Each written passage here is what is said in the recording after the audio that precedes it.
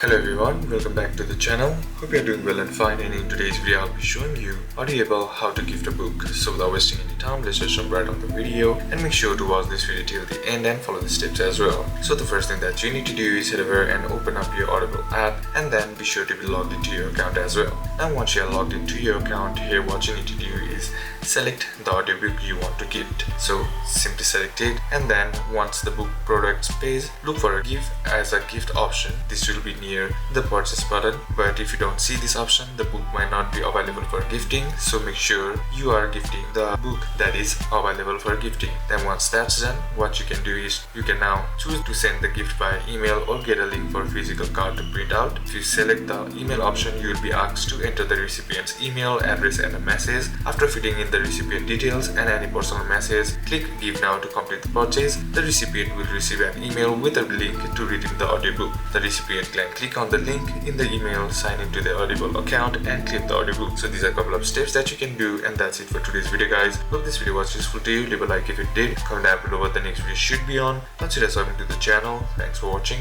bye bye.